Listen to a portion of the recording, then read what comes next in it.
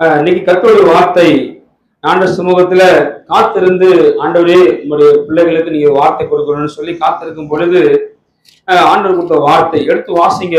யோபு சரித்திரம் 22ஆம் அதிகாரத்துல 28ஆம் வசனம். யோபுவின் சரித்திரம் 22ல 28. நீர் ஒரு காரியத்தை நிர்ணயம் பண்ணினால் அது உமக்கு நிலைவரப்படும், அது உனக்கு நிலைவரப்படும். உம்முடைய பாதைகளில் வெளிச்சம் பிரகாசிக்கும், உம்முடைய பாதைகளில் வெளிச்சம் பிரகாசிக்கும். இதுதான் இந்த மாதத்துடைய சபையுடைய வாக்கு தத்துவம். உம்முடைய பாதைகளில் வெளிச்சம் பிரகாசிக்கும்.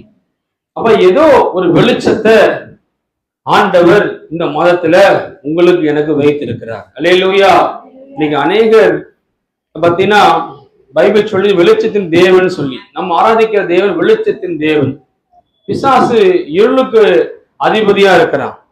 அவன் ஸ்தோத்திரம் நம்ம வாழ்க்கையில அநேக வெளிச்சத்தை நீங்கள் நானும் பார்க்கக்கூடாதபடிக்கு நம்மளைய இருளாக்கிட்டே இருக்கிறான். என்ன இருளாக்குறான் அப்படின்னு பாத்தீங்கன்னா, விளைவீனங்கிற இருள், வியாதிங்கிற ஒரு இருள், அதே போல சோர்வுங்கிற ஒரு இருள், தூக்கங்கிற ஒரு வகையான இருள், மன கஷ்டங்கிற ஒரு வகையான இருள், இப்படி பல வகையான இருள்களை உண்டாக்கி வெளிச்சத்தின் தேவன் இடத்துல போய் சேர முடியாதபடி பல விதமான சூழ்நிலைகளை பிசாசு உண்டாக்கிக்கிட்டே இருக்கிறான். ஆனா ஆண்டவர் சொல்றாரு, உம்முடைய பாதைகளில் வெளிச்சம் பிரகாசிக்கும்.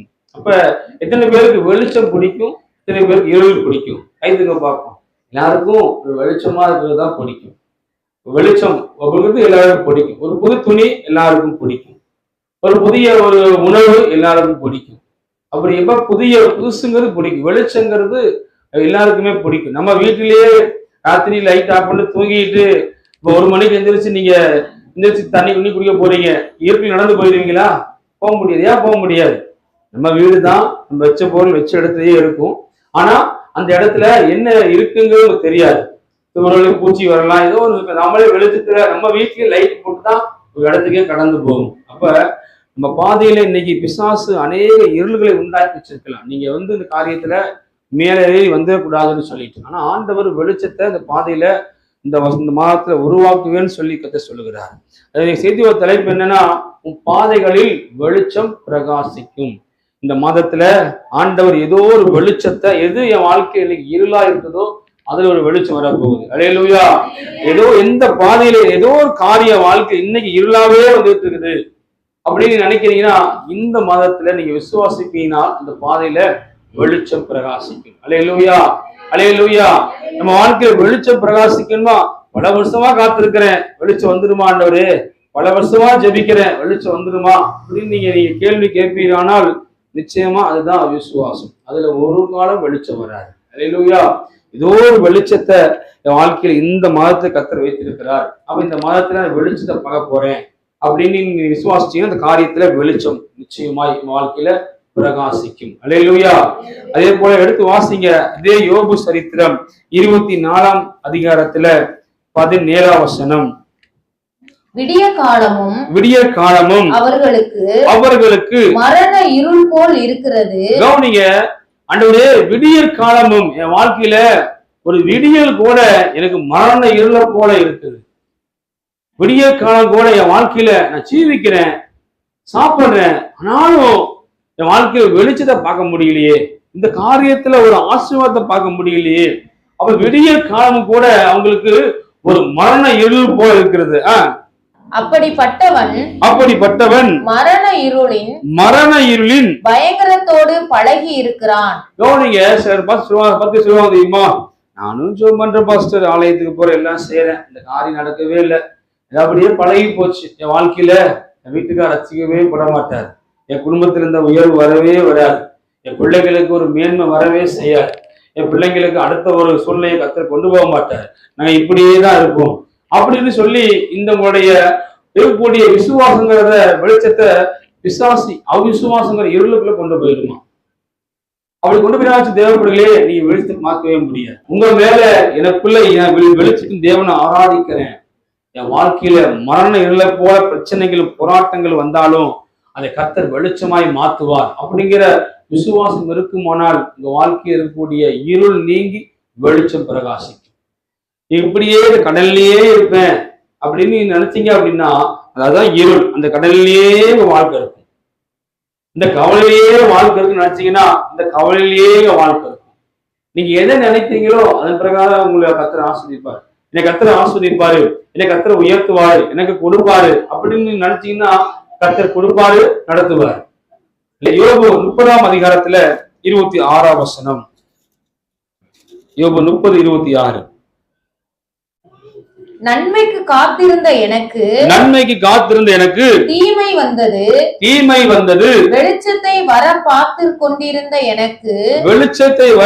கொண்டிருந்த எனக்கு இருள் வந்தது. அல்லேலூயா, அல்லேலூயா. கவனிங்க, ஸ்தோத்திரம். என் வாழ்க்கையில வெளிச்சம் வரும்னு நான் ஆண்டவர் தேடி தேடி ஒவ்வொரு நாளும் ஓடிட்டு இருக்கிறேன். ஆனா ஜெபம் பண்ண சமீப நாட்கள்ல அப்படி ஒரு சிலர் சொல்லி இருந்திருக்கலாம், எனக்கு நன்மை நடந்துடாதா, எனக்கு ஒரு உயர்வு வந்துடாதா, எனக்கு ஒரு வெளிச்சம் வந்துடாதா. வெளிச்சங்கிறது ஆசையா வச்சுக்கிடுங்க. 10 மணி வெளிச்சம் வந்துடாதான்னு சொல்லி ஏங்கி ஏங்கி ஏங்கி ஏங்கி ஆண்டவரே தீமை தான் வந்துச்சு, நான் வெளிச்சத்தை எதிர்பார்க்கிறேன், என் வாழ்க்கையில இருள் வருது, இந்த காரியத்தை உயர்வு வரும்னு பாக்குறேன், இந்த காரியத்துல கீழே போயிட்டே இருக்கிறேன். நீங்க அப்படி நினைக்கிறது தான் கர்த்தருடைய வார்த்தை. நீங்க அப்படி நினைக்கிறது தெரியுமா, அதனாலதான் கீழேயே போறீங்க. என்னை கர்த்தர் எப்படியாவது ஓட்டப்பந்தயத்துல 5 பேர் 10 பேர் ஓடுறாங்க, அந்த ஓடுறவங்களோட இழுத்து என்ன இருக்கும், 3 பிரைஸ் தான் பிரைஸ்ன்னு வச்சுங்களே, 10 பேர் ஓடுறாங்க, 3 பிரைஸுக்கு 10 பேர் ஓடுறாங்க, அவங்க இழுத்து என்ன இருக்கும், நான் கட்டாயம் தோத்து போயிடுவேன், ஏன் இதில் கலந்துக்கிட்டு அப்படின்னு நினைச்சாங்கன்னா கலந்துப்பாங்களா?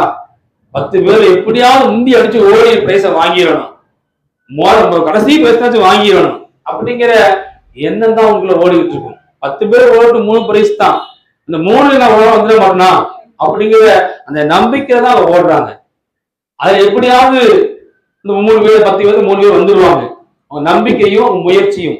அதே போல உங்க வாழ்க்கைக்குடைய இருள் நீங்கி ஒரு வெளிச்சத்தை நான் பார்ப்பேன், என் தேவன் இந்த காரியத்துல ஒரு பெரிய மேன்மையை கர்த்தர் வைத்திருக்கிறார், நீ விசுவாசித்தீங்கன்னா அந்த மேன்மையை பார்த்துருவீங்க. அல்லேலூயா. நீங்க அப்படி இல்ல பார்க்கவே முடியாது. உங்க வாழ்க்கையிலே கூட ஒரு நன்மை என் வாழ்க்கையில வரணும்னு நீங்க காத்திருக்கிறீங்க, அந்த நன்மை தள்ளி போகுதுன்னா நன்மைக்கு நினைச்சுக்கிடுங்க. ஏதோ ஒரு பெரிய வெளிச்சத்தை நான் எதிர்பார்க்கிற நன்மைக்கு மேல ஒரு பெரிய நன்மையை கர்த்தர் செய்யப்பான்னு நடக்கும். அல்லேலூயா, அல்லேலூயா. எடுத்து பாருங்க, சங்கீதம் 119ஆம் சங்கீதம் 105ஆம் வசனம். உம்முடைய வசனம் என் கால்களுக்கு தீபமும் என் பாதைக்கு வெளிச்சமுமாய் இருக்கிறது. என்னுடைய பாதைக்கு வெளிச்சமுமாய் இருக்கிறது. தேவப்பிள்ளைகளே, பெரிய வெளிச்சம் என்ன தெரியுமா? கர்த்தருடைய வசனம் தான் வெளிச்சம். அல்லேலூயா. கால்களுக்கு தீபமா இருக்குது, உம்முடைய வசனம் தான் ஆண்டவரே. இன்னைக்கு வெளியில போறப்ப பாத்தீங்கன்னா நம்ம பர்ஸ்ல பணம் இருக்குதா, போன் இருக்குதா, இதெல்லாம் இருக்குதான் பாக்குறோம்.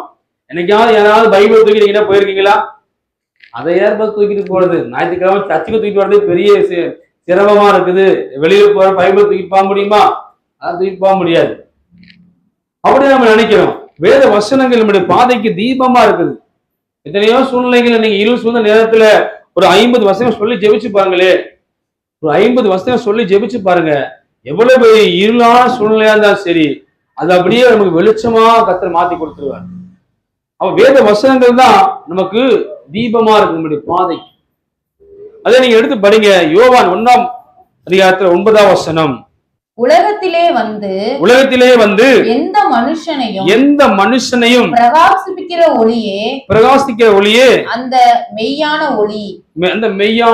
எந்த மனுஷனையும் பிரகாசிக்கிற ஒளி அந்த மெய்யான ஒளி நீங்கள் நான் ஆராதிக்கிற கர்த்தர் தான்.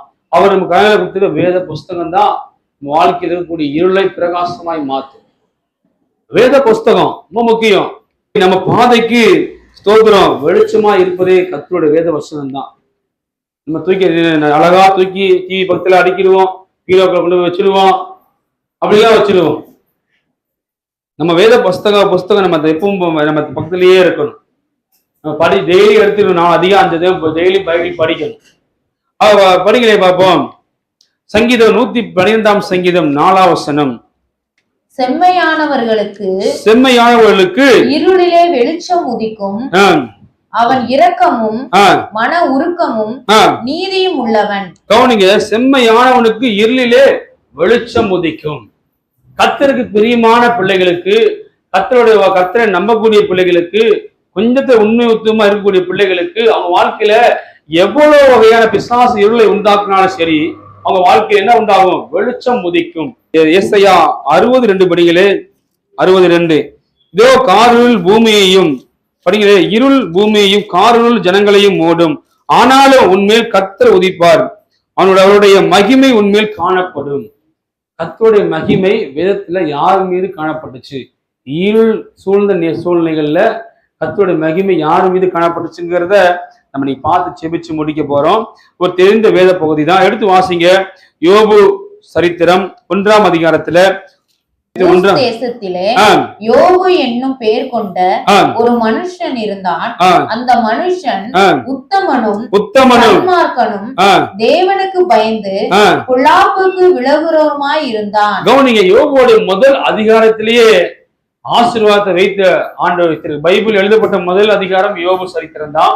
அதே போல அவன் பாத்தீங்கன்னா 3 காரியம். இந்த மனுஷன் உத்தமன், சன்மார்க்கன், தேவனுக்கு பயந்து பொல்லாப்புக்கு விலகுற மனுஷனா இருந்தான்.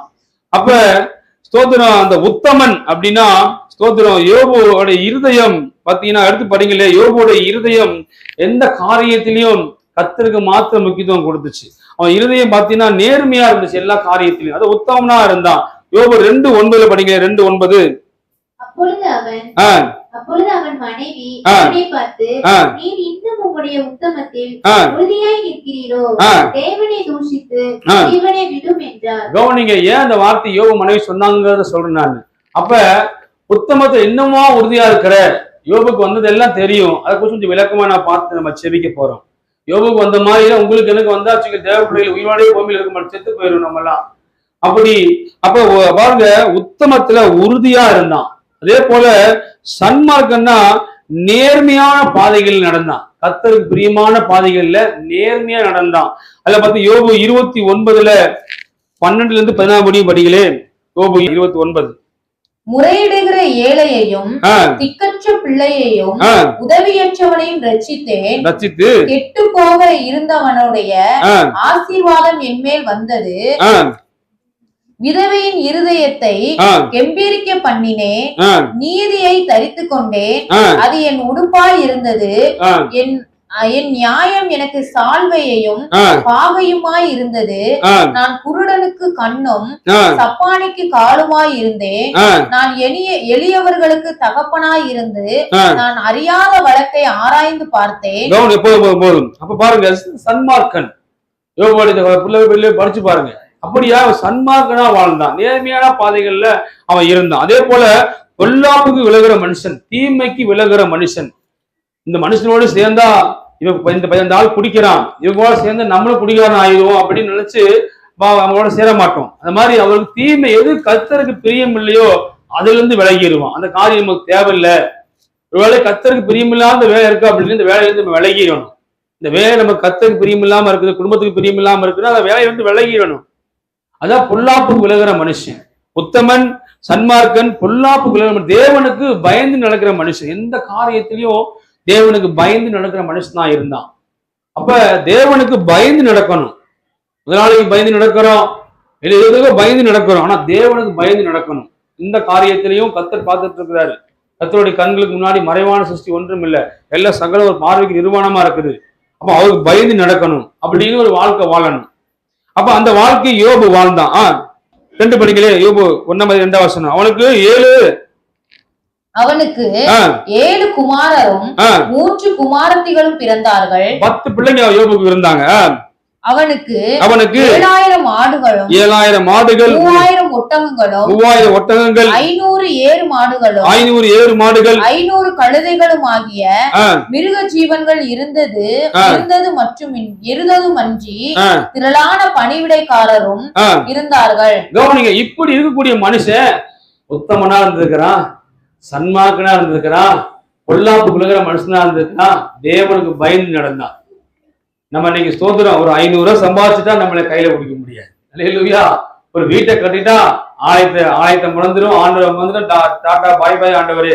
பாஸ்டர் பாஸ்டர் சபைக்கு போய் ரொம்ப நாள் ஆச்சு, ஆண்டவர் தேடி ரொம்ப நாள் ஆச்சு. இன்னைக்கு நீ அப்படித்தானே மனுஷங்க இருக்கிறாங்க. பாருங்க, 7,000 ஆடுகள், 3,000 ஒட்டகங்கள், 500 ஏறு மாடுகள், 500 கழுதைகள், திரளான வேலை ஆட்கள் இருந்தா தேவ மனுஷன் யோபு பார்த்தா உத்தமனா இருந்தான், சன்மார்க்கனா இருந்தான், பொல்லாப்பு கிரகிற மனுஷனா, தேவனுக்கு பயந்து நடந்தான். நம்ம நடப்போமா அப்படி? கொஞ்சம் நம்ம நடந்து போயிட்டு ஒரு கால் வாங்கிட்டா போதும், அல்லேலூயா, நம்மளை கையில பிடிக்க முடியாது. அல்லேலூயா. இதே பிள்ளைகளே, யோபுக்கு இவ்வளவு ஆசீர்வாத கர்த்தர் கொடுத்திருந்தாரு. அவன் வாழ்க்கையில வந்த இருள் தெரியுமா? பைபிள் சொல்றது ஒரு வீட்டாரை சத்தம். அல்லேலூயா. யோபுவுக்கு ஆண்டவர் இவ்வளவு ஆசீர்வாதம் கொடுத்தது எதுக்கு கொடுத்தாரு? யோபு மனைவி பிள்ளைங்க எல்லாம் சந்தோஷமா இருக்குதா யோபுவுக்கு ஆண்டு இவ்வளவு ஆசீர்வாதம் கொடுத்தாரு? இல்ல நீங்க பாத்தீங்கன்னா அதுல நீங்க 6 படிகளே, 6. ஒரு நாள் தேவபுத்திரர் கர்த்தருடைய சந்நிதியில் வந்து நின்ற போது சாத்தானும் அவர்கள் நடுவிலே வந்து நின்றான். கவனிங்க, நல்லா இருக்கிறது யாருக்கு பிடிக்காது? சாத்தானுக்கு பிடிக்காது, சொந்தக்காரருக்கு பிடிக்காது, பக்கத்து வீட்டுக்காரருக்கு பிடிக்காது, எதிர் வீட்டுக்காரருக்கு பிடிக்காது. நல்லவா நம்மளவே நல்ல துணி போட்டிருக்காளே, நம்மளவே நல்ல புடவை கட்டிருக்கிறாள், சொத்துக்கே வழி இல்லாம இருந்தா நீ எப்படி இருக்கா பாரு. இப்படி எல்லாம் இந்த மனிதர்கள் பொறாமப்படுவாங்க. அதை காட்டிலும் முதலாவது பிசாசு பொறாமப்படுவான். யோபு இவ்வளவு ஆசீர்வாதம் இவ்வளவு உயர்வு இருந்துச்சு, ஆனாலும் பிசாசு ஆண்டவர் சமூகத்தில் நின்று யோபு ஆண்டவர் கேட்கிறார். பாத்தீங்கன்னா ஆண்டவரே பர்மிஷன் கிராண்டட், உனக்கு நான் பர்மிஷன் தாரேன், என்னுடைய மகனை என்ன வேணா பண்ணு அப்படின்னு சொல்லி பர்மிஷன் கொடுக்கிறார். பாருங்களே, கர்த்தர் சாத்தானை பார்த்து நீ எங்கிருந்து வருகிறாய் என்றார். சாத்தான் கர்த்தருக்கு பிரதியுத்தரமாக பூமி எங்கும் உலாவி அதை சுற்றி திரிந்து வருகிறேன் என்றான். கர்த்தர் சாத்தானை நோக்கி என் தாசனாகிய யோபின் மேல் கவனம் வைத்தாயோ? உத்தமனும் சன்மார்க்கனும் தேவனுக்கு பயந்து பொல்லாப்புக்கு விலகுறவருமாகிய அவனை போல பூமியில் ஒருவனும் இல்லை என்றார். கவனிங்க, பைபிள்ல கர்த்தர் ஒரு மனுஷனை குறித்து சாட்சி சொன்னார்னா பூமியில அவனை போல ஒருவனும் இல்லைன்னு சொல்லி சொன்ன வார்த்தை யார் தெரியுமா? கர்த்தருடைய வாயை சொல்லுச்சு. அவனை போல ஒருத்தன் கிடையாது. உத்தமனா இருக்கிறான், சன்மார்க்கனா இருக்கிறான், பொல்லாப்பு விவர மனுஷனா இருக்கிறான், பயந்து நடக்கிற மனுஷன் அப்படின்னு சொல்லி பூமியில அவனை போல ஒருவரும் இல்லை. உங்களை குறிச்சு ஆன சொல்ல முடியுமா? அப்படி உங்களை குறிச்சு என்னை குறிச்சு ஆன சொல்ல முடியுமா? நம்ம உத்தமனா எப்போ இருப்போம்? எப்ப சன்மார்க்கனா இருப்போம்? எப்ப பொல்லாப்பு விலகிற மனுஷனா இருப்போம்? எப்ப தேவனுக்கு பயந்து நடப்போம்? சொல்லுங்க பார்ப்போம். அப்படி நம்ம குறிச்சு ஆண்டவர் அப்படி சாட்சி சொல்லணும். என் பிள்ளைய போல, என் பிள்ளை துதிச்சா எனக்கு பிடிக்கும், என் பிள்ளை பாடினா பிடிக்கும், என் பிள்ளை சமூகத்துக்கு வந்தா பிடிக்கும், என் பிள்ளை ஆண்டோட எனக்கு பிரியமான வழியில் நடந்தா பிள்ளைக்கு பிடிக்கும். ஆனா ஆண்டு சொல்றாரு கொஞ்சத்தினாச்சும் உண்மையா இருக்கும். அல்லேலூயா. யோபுக்கு இவ்வளவு இருந்தும் யோபு மேல பிசாசுக்கு கண்ணு. கர்த்தர் என் பையனை என்ன வேணா செய், அப்ப நீ என்ன வேணா செஞ்சுக்கோ, நான் உனக்கு அனுமதி கொடுக்குறேன், நீ என்ன வேணா பண்ணு, அவன் என்னை விட்டு போக மாட்டான் அப்படின்னு ஆண்டவர் சொல்றார். அதே அதிகாரத்துல 14 வசனம் படிங்களே. அப்படி அவனிடத்தில் வந்து எருதுகள் உழுகிற போது கழுதைகளின் பக்கத்திலே மேய்ந்து கொண்டிருக்கையில் சபையோர் அவர்கள் மேல் விழுந்து அவைகளை சாய்த்து கொண்டு போனார்கள். படிக்க வேண்டாம். அப்ப இருந்த கழுதைகள் போயிருச்சு, விருந்துக்கு போயிருந்த பிள்ளைங்க எல்லாம் செத்து போயிட்டாங்க. எல்லாமே ஒரே நாள்ல, தேவப்பிள்ளைங்க நினைச்சு பாருங்க, ஒரே நாள்ல அவங்க இருந்த கழுதைகள், ஒட்டகங்கள், ஏறு மாடுகள், பிள்ளைகள் உட்பட எல்லாமே ஒரே நாள்ல எல்லாம் அழிஞ்சு போயிடுச்சு. பிசாசு ஒரே நாள் எல்லாத்தையும் அழிச்சுட்டான். எல்லாம் அழிச்சு ஒண்ணும் இல்லாம ஆகிட்டான் பிசாசு. ஆனா அந்த இடத்துல பாருங்க அவன் வாழ்க்கை ஒரு இருள் வருது. என்ன இருள் பாருங்க, இவ்வளவு இருந்தும் இவ்வளவு ஆளக்கூடிய அளவுக்கு ஆண்டவர் நமக்கு எல்லாத்தையும் அழைச்சிட்டாரு அப்படின்னு சொல்லி தான் வாயை சொல்லவே இல்லை. படிக்கலையில பாத்தீங்கன்னா வசனம் இருக்குது, அதுல 21 படிக்கல 21. நிர்வாணியாய் என் தாயின் கற்பத்திலிருந்து வந்தேன், நிர்வாணியாய் அவ்விடத்திற்கு திரும்புவேன். கர்த்தர் கொடுத்தார், கர்த்தர் எடுத்தார், கர்த்தருடைய நாமத்துக்கு ஸ்தோத்திரம் என்றான். கவனிங்க, ஒரு காரியம் நம்ம வாழ்க்கையில போகுது அப்படின்னா கர்த்தர் கொடுத்தார், கர்த்தர் எடுத்தார், கர்த்தருக்கு ஸ்தோத்திரம்னு சொல்லணும். ஒரு துணி நம்ம வீட்டு போகுதா, கர்த்தர் கொடுத்தா, கர்த்தர் எடுத்த, கர்த்தருக்கு ஸ்தோத்திரம். ஒரு பொருள் வீட்டு போகுதா, கர்த்தர் கொடுத்தா, கர்த்தர் எடுத்த, கர்த்தருக்கு ஸ்தோத்திரம் அப்படி சொல்லி பழகணும். கர்த்தரை கொடுத்தாரையா, கர்த்தரே எடுத்தார், அதுக்கு ஒரு நன்மைக்கு, இது ஒரு காரியத்துக்கு அவர் கொடுத்தாரு, அதை ஆண்டு அனுபவிச்சேன், கர்த்தரே எடுத்துக்கிட்டாரு, கர்த்தருக்கு ஸ்தோத்திரம். அந்த மாதிரி யோபு போல சொல்ல முடியுமே? நம்ம நினைச்சு பாருங்க. இந்த மாதிரி லூக்கா சேகர் பாஸ்டர், அவன் பையன் இறந்து போயிட்டாரு, சொன்ன மாதிரி சாட்சி சொன்னேன், இறந்துட்டாரு. இறந்த பையன் இறந்துட்டான், வீட்டுல வச்சு பையனை பூட்டி வச்சுட்டு ஆலயத்துக்கு வந்துட்டாரு, கட்சிக்கு வந்துட்டாரு. கட்சிக்கு வந்து ஆலயத்தை முடிச்சுட்டு ஆண்டவத்தை எல்லாம் முடிச்ச பிறகு ஆமையில் போட்ட பிறகு பையன் இறந்துட்டான், நீங்க எல்லாம் வீட்டுக்கு வந்துருங்க அப்படின்னு சொன்னார். நம்ம செய்வோம் அப்படி? ஸ்தோத்திரம். அப்படி செய்ய மாட்டோம் நாம. அப்ப அந்த மாதிரி கர்த்தர் கொடுத்தாரையா, கர்த்தர் எடுத்தார். கிட்டத்தட்ட வந்து 7000 ஆடுகள், 3000 ஒட்டகங்கள், 5000 ஏறுகள், 500 கழுதைகள், திரளான வேலையாட்கள், 10 பிள்ளைங்க எல்லாம் கர்த்தர் கொடுத்த கர்த்தருக்கு ஸ்தோத்திரம். இருள் வந்துச்சு. ஆனா ஒரு நாள் பாதையில பிரகாசம், வெளிச்ச பிரகாசிக்கிற நம்பிக்கையில அவன் இருந்தான். அப்ப அதே போல கொடுத்துட்டு கர்த்தருக்கு ஸ்தோத்திரம் சொல்லிட்டு யோபு தான் கீழே படிச்சீங்கன்னா அவை எல்லாவற்றிலும் யோபு பாவம் செய்யவில்லை, தேவனை குறை சொல்லவும் இல்லை. அல்லேலூயா. நம்ம பாவம் செய்யறோம், தேவனை குறை சொல்றோம். பாவம் செய்யவும் இல்லை, தேவனை குறை சொல்லவும் இல்லை. நம்ம தேவனை குறை சொல்றோம். இதுல குறை சொல்றோம், இந்த ஆசீர்வாதம் வரலையே, இதுல வெளிச்சம் வரலையே, அதுல ஒரு உயர்வு வரலையே, இதுல ஒரு மேன்மை வரலையே ஆண்டவரே. சரி, எல்லாமே இருக்கும், அது நடக்கல, இது நடக்கல, இது கிடைக்கல அப்படின்னு தேவன் நோக்கி குறை சொல்றது. யோபு போல தேவ நீங்கள் அநேக நாட்கள் நடந்து கொள்ள வேண்டும் என்று தேவன் விரும்புகிறார். அதே 2ஆம் அதிகாரத்துல 4 படிங்களே. சாத்தான் கர்த்தருக்கு பிரதியுத்தரமாக தோளுக்கு பதிலாக தோளையும். கவனிங்க, 2வது முறையா இத்தனை காரியத்தை பிசாசு யோபு வாழ்க்கையில் செஞ்சுட்டு மீண்டும் 2வது முறையா கர்த்தரை வந்து யோபு நான் வந்து மீண்டும் சோதிக்கிறேன். அப்ப ஆண்டு சொல்றாரு, யோபு உன்னோட கையில இருக்கிறான், நீ என்ன வேணா செய். யோபு உன் கையில இருக்கிறான், அவனை என்ன வேணா செய். பிள்ளை இழந்துட்டான், மாடை இழந்துட்டான், ஒட்டகத்தை இழந்துட்டான், எல்லாத்தையும் இழந்துட்டான். நானும் நீ அவனை என்ன வேணா செய், உன் கையில இருக்கிறான். ஆனா அவனுடைய ஜீவனை மட்டும் தொடாது, அவனுடைய ஜீவனை மட்டும் தொடாது அப்படின்னு சொல்லி ஆண்டவர் மீண்டும் பிசாசுக்கு ஒரு வாய்ப்பு கொடுக்குறார். நம்ம ஒரு விஷயம் நம்ம வாழ்க்கையில காணாம போச்சுன்னா எப்படி வேலைப்படுறோம், அது போயிட்டு போய் கத்தரை கொடுப்பார். அந்த விசுவாசம் நமக்குள்ள இருக்கணும், அது விசுவாசம் நமக்குள்ள இருக்கணும். அது இருக்குமானா ஆண்டவர் நிச்சயமா அந்த காரியத்துல நமக்கு ஒரு பெரிய மேன்மையை வெளிச்சத்தை கொடுப்பார். அத படிங்களே பார்ப்போம். 5 படிங்களே. ஆனாலும் நீர் உம்முடைய கையை நீட்டி அவன் எலும்பையும் அவன் மாமிசத்தையும் தொடுவீரானால் அப்பொழுது உமது முகத்துக்கு எதிரே உம்மை தூசிக்கானா பாரும் என்றான். அப்பொழுது கர்த்தர் சாத்தானை நோக்கி, இதோ அவன் உன் கையில் இருக்கிறான், ஆகிலும் அவன் பிராணனை மாத்திரம் தப்ப விடு என்றார். கவனிங்க, யோபுவுக்கு வந்த ஒரு நோய் என்ன அப்படின்னா, ஒரு வகையான கொடிய தோல் அலர்ஜி, தோல் நோய் அப்படின்னு சொல்லப்பட்டிருக்கிறது. இதுல பாத்தீங்கன்னா வந்த நோயோடைய காரியத்தை பார்ப்போமா? யோபு 5:7 படிங்களே. யோபு 7:5, யோபு 30:30. என் மாமிசம் பூச்சிகளினாலும் அடைபற்றின புழுதியினாலும் மூடப்பட்டிருக்கிறது. என் தோல் வெடித்து அருவருப்பாயிற்று. கவனிங்க, தோல்ல பிசாசு என்ன பண்ணிட்டான், அடுத்த ஏழுல கொண்டு வரான். இத்தனை ஏழுல கொண்டு வந்து எல்லாத்தையும் அழிச்சுட்டான். அடுத்த ஏழுனா தோல்ல பருக்கள், பெரிய பெரிய கொப்பளம், தோல் வெடிக்குது, வெடிச்சு அது அப்படியே சீ வருது. அப்ப தோல் நோய் அதை உண்டாக்குது. அது 30 படிங்களே. என் தோல் என் மேல் கருத்து போயிற்று, என் எலும்புகள் உஷ்ணத்தினால். பாருங்க, தோல் அப்படி கருத்து போயிருச்சு, எலும்பெல்லாம் அப்படி உஷ்ணத்தினால் காஞ்சு போயிருச்சு. தோல் வியாதி யோபுக்கு வந்துச்சு. முகத்துல ஒரு சின்ன கொப்பளம் வந்துட்டா என்ன நினைக்கிறோம், ஒரு சின்ன ஒரு பருவம் வந்துருச்சு, அதுவே நம்மளால தாங்கிக்க முடியல. யோபுக்கு சரீரம் முழுவதும் தோல் கருத்து போய் அப்படியே வெடிக்குது. அதே பாத்தீங்கன்னா யோபு 19 அதிகாரத்துல 17-18 படிங்களே. 19, 17, 18, 30, 17. என் சுவாசம் கவனிங்க. அப்ப யோபு 2:9 ஏன் அப்படி சொல்லிச்சு அப்படின்னா, என் சுவாசம் என் மனைவிக்கு வேறுபட்டு இருந்தது அப்படின்னா, அவன் இருந்த வாட மனைவி கிட்ட நிக்க முடியல. அதனாலதான் உத்தமத்தை இன்னுமையா உறுதியா இருக்கிற தேவனை தூசிச்சு ஜீவனை விடுமையா அப்படின்னு மனைவி சொன்னது.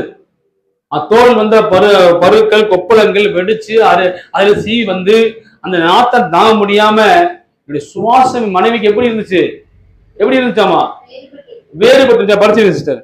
என் கர்ப்பத்தின் பிள்ளைகளுக்காக பரிதபிக்கிறேன், சிறு பிள்ளைகளும் என்னை அசட்டை பண்ணுகிறார்கள். கவனிங்க, சிறு பிள்ளை கூட நம்மளை அசட்டை பண்ற மாதிரி யோபுவுக்கு அப்படி ஒரு இருள் சூழ்ந்துருச்சு. இருந்ததெல்லாம் போயிருச்சு. கடைசியில அவங்க மனைவி கூட ஆண்டவரிடத்துல இந்த வார்த்தை மனைவிக்கு கூட சுவாசம் வேறுபட்டுச்சு. அவ்வளவு ஒரு உடம்பு முழுவதும் நாத்தம். 30-17 படிச்சுங்களே. ராக்காலத்திலே என் எலும்புகள் துளைக்கப்பட்டு என் நரம்புகளுக்கு இளைப்பாறுதல் இல்லாது இருக்கிறது. கவனிங்க, இவ்வளவு சரீரத்துல இவ்வளவு பிரச்சனை யார் உண்டாக்குனா? இருள யார் உண்டாக்குனா? பிசாசு உண்டாக்குனா. அப்ப இதுலயும் கூட அதுல 2:17 பாத்தீங்கன்னா 10 படிச்சீங்கன்னா, அதற்கு அவன், நீ பைத்தியக்காரியை போல பேசுறது போல பேசுகிறாய், தேவன் கையில நன்மையை பெற்றுக்கொண்ட நாம் தீமையும் பெற வேண்டாமோ என்றான். கவனிங்க, எல்லாவற்றிலும் யோபு தன் உதட்டளவிலும் பாவம் செய்யவில்லை. எவ்வளவு வியாதியிலும் கூட, இவ்வளவு இருள் சூழ்ந்த நேரத்துல கூட ஸ்தோத்திரம், தேவனை தன் வாயினால தூசிக்கவும் இல்லை, குறை சொல்லவும் இல்லை. நம்ம எப்படி தூசிக்கிறோம் தேவனை? எப்படி குறை சொல்றோம்? எப்படி தேவனை குற்றப்படுத்துறோம்? இதெல்லாம் செய்யறோம். நம்ம ஒரு சின்ன பிரச்சனை வந்துட்டா, நமக்கு ஒரு சின்ன தலைவலி வந்துட்டா தேவனை தூசிக்கிறோம். சின்ன ஒரு நெருக்கடி வந்துட்டா தேவனை குறை சொல்றோம். இதெல்லாம் ஒரு சின்ன ஒரு கல்யாணம் சபையை மறந்துடுறோம். ஒரு பயணமா ஊருக்கு போனாக்க காலையத்தை மறந்துடுறோம். இதெல்லாம் நம்ம மறக்கிறோம். அதே நீங்க ஸ்தோத்திரம், அதே யோபு 19ஆம் அதிகாரத்துல யோபு சொன்ன சில முக்கியமான காரியத்தை பார்த்துடுவோமா? யோபு அப்படின்னா பெயர் அர்த்தம் என்னன்னா, துன்பப்பட்டவன் அல்லது பயக்கப்பட்டவன் அல்லது தேவனிடத்தில் திரும்புகிறவர் அர்த்தம். யோபுவோட பெயர் அர்த்தம். பிசாசினால் துன்பப்பட்டவன், பிசாசினால் பயக்கப்பட்டவன், அவன் தேவனிடத்துல திரும்பினவன். அதுதான் யோபுவோட பெயருக்கு அர்த்தம். பிசாசினால் துன்பப்பட்டான், பிசாசினால் பயக்கப்பட்டான், ஆனாலும் தேவனிடத்துல அவன் திரும்பினான். அவன் பெயருக்கு அர்த்தம் அதுதான். அதே யோபு 19ஆம் அதிகாரத்துல 26, 27, 28. அதுக்கு முன்னாடி யோபு 13:5 படிங்களே. ஒரு 3 காரியத்தை பார்த்துட்டு நம்ம ஜெபிக்க போறோம். யோபு சொன்ன சில பதில்கள் பார்ப்போமா? யோபு 13ஆம் அதிகாரத்துல 15ஆம் வசனம். அவர் என்னை கொன்று போட்டாலும் அவர் மேல் நம்பிக்கையா இருப்பேன்.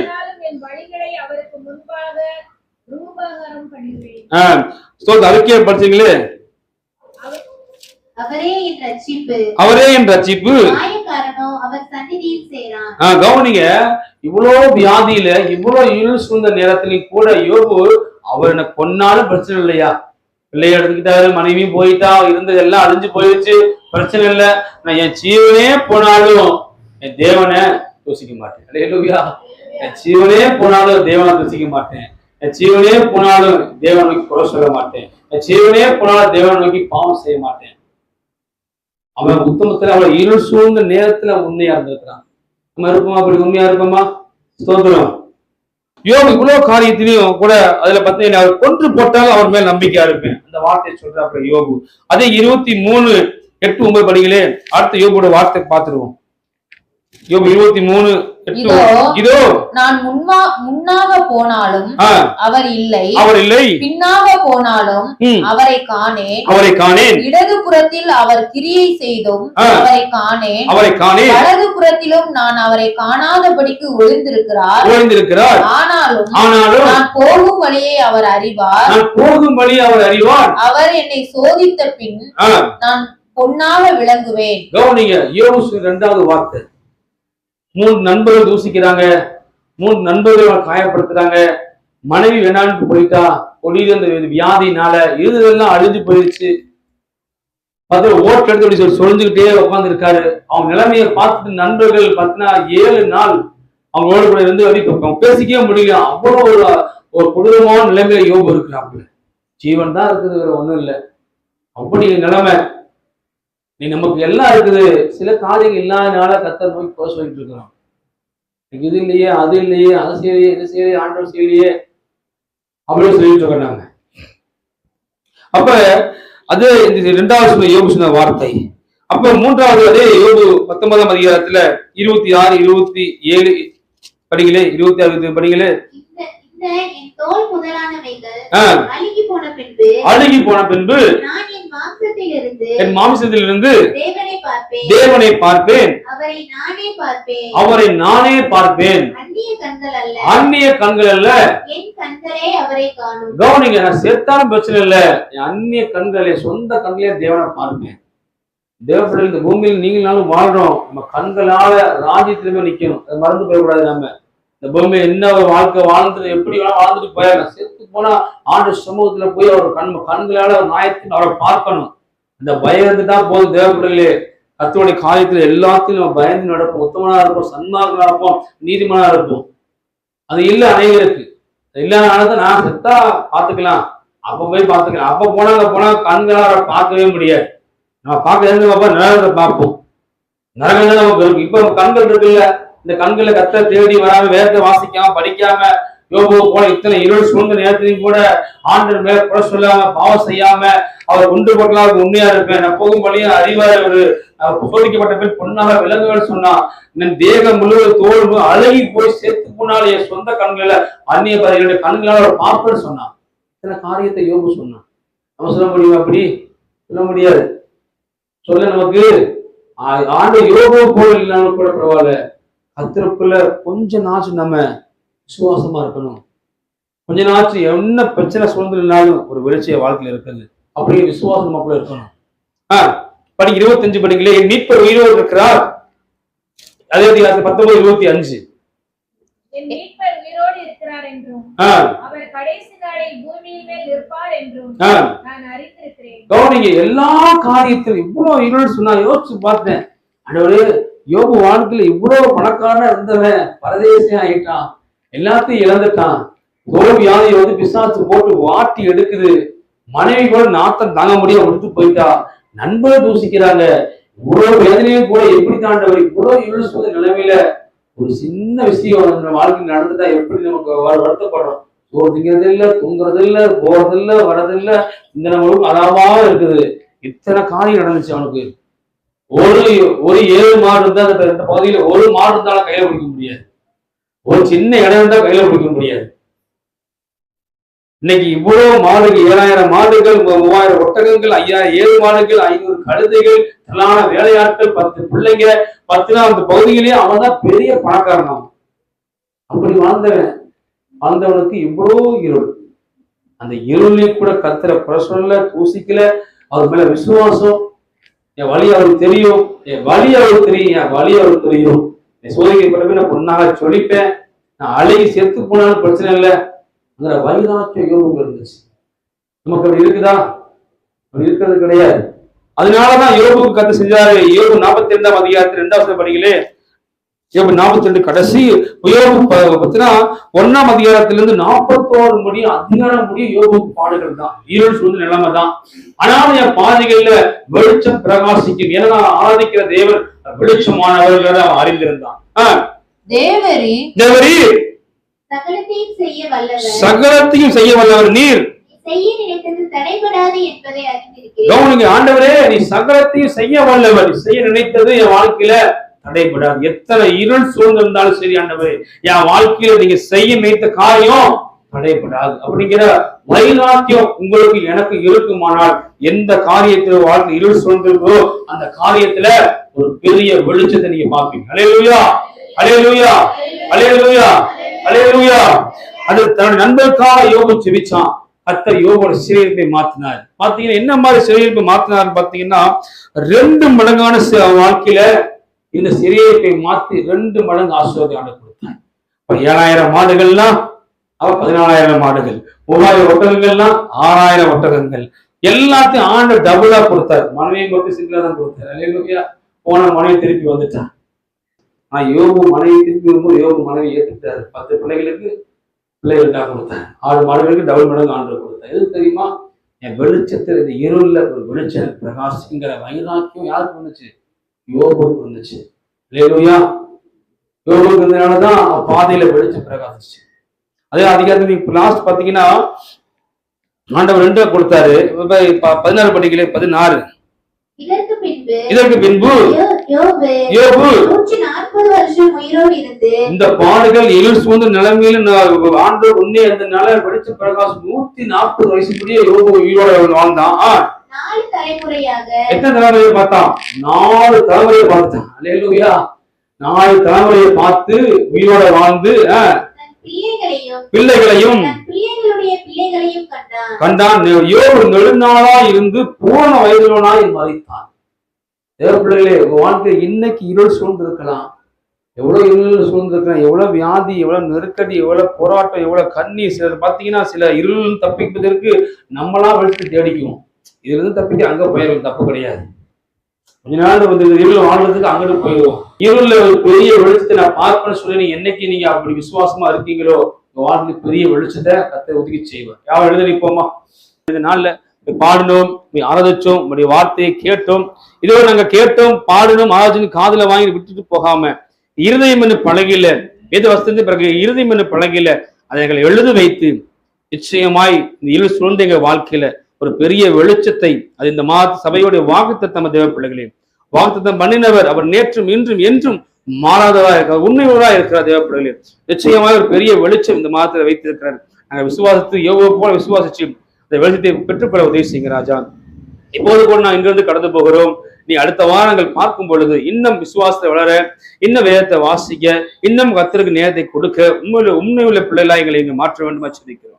இயேசு கிறிஸ்துவ ஜெபிக்கிற பிதாவே ஆமென். தலைகளை தாழ்த்தும் ஆசீர்வாதம் கர்த்தராக இயேசு கிறிஸ்துவினுடைய கிருபையும் தேவனுடைய அன்பும் பரிசுத்தாவினுடைய அன்பும் சமாதானமும் சிநேகமும் அனைவரோடும் இருப்பதாக யாவும் சேர்ந்து சொல்லுவோமா? என் ஆத்மாவே கர்த்தரை சோதரி, என் முழு உள்ளவே பரிசுத்த நாமத்தை சோதரி, என் ஆத்மாவே கர்த்தரை சோதரி, அவர் செய்த சகல உபகாரங்களையும் மறவாதே. ஆமீன் ஆமீன். அல்லேலூயா அல்லேலூயா அல்லேலூயா அல்லேலூயா. கர்த்தர் உங்களை ஆசீர்வதிப்பாராக.